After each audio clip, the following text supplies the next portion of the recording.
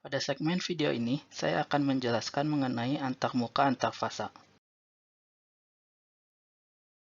Pada segmen video sebelumnya, saya sudah membahas mengenai contoh-contoh precipitation hardening.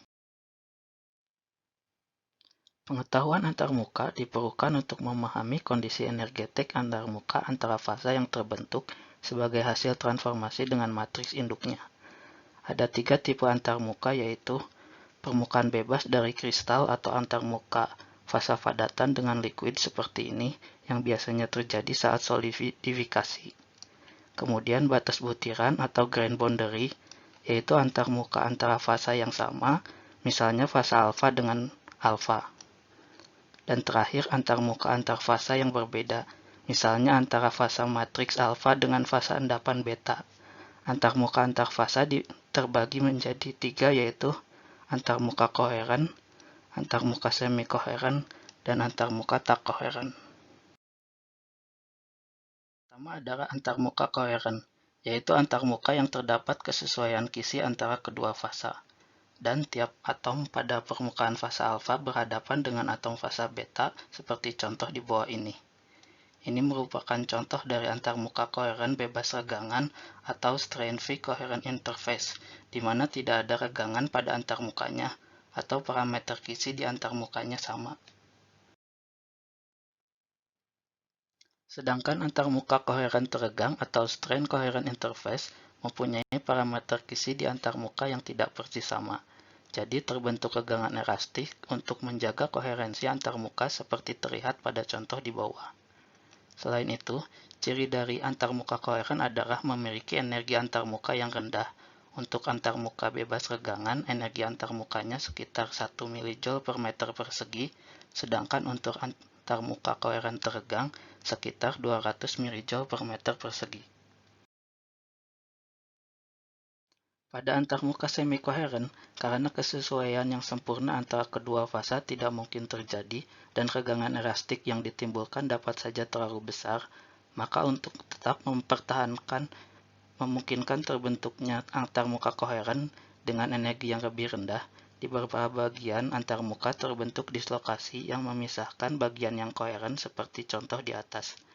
Energi antarmukanya ditimbulkan oleh energi elastik dan energi dislokasi pada antarmuka, sehingga energinya lebih besar, yaitu antara 200 hingga 500 mJ per meter persegi. Yang terakhir adalah antarmuka tak koheren atau inkoheren.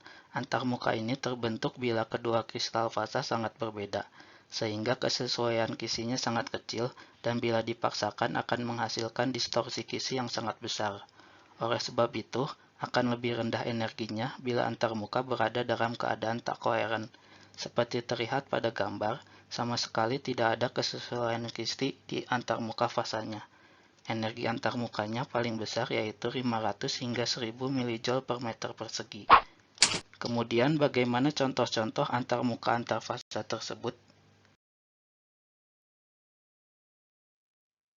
Contoh dari antarmuka koheren yang bebas regangan adalah antarmuka bidang 111 FCC dengan bidang 0001 HCP. Bidang 0001 HCP terbentuk bila kita menumpukan atom pada lapisan kedua di bagian tengah seperti ini. Kemudian di lapisan ketiga kita tumpukan dengan posisi yang sama seperti pada lapisan pertama yang berwarna biru muda seperti ini. Kemudian tumpukan selanjutnya berlanjut seperti tadi. Kemudian jika kita putar tumpukannya, akan kita dapatkan tumpukan seperti ini, yaitu urutan tumpukan atom dari kristal HCP adalah A, B, dan seterusnya. Sedangkan bidang 11 FCC terbentuk bila kita menumpukan atom pada lapisan ketiga di tempat yang berbeda dengan lapisan 1 dan 2, sehingga terbentuk lapisan yang baru seperti ini. Kemudian di lapisan keempat, kita akan menumpukan dengan posisi yang sama seperti pada lapisan pertama yang berwarna biru muda seperti ini.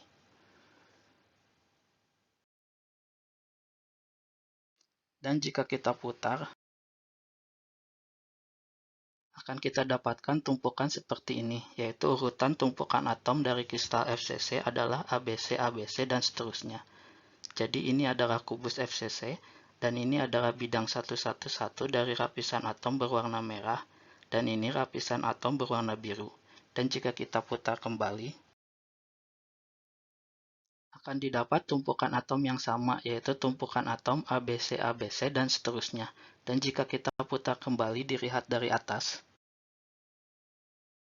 akan menjadi seperti ini. Contoh dari kristal FCC adalah tembaga, dan kristal HCP adalah silikon. Dan jika dihubungkan, akan memiliki antarmuka yang koheren seperti ini. Ini adalah energi antarmukanya yang dinotasikan dengan gamma yang nilainya dapat sangat rendah.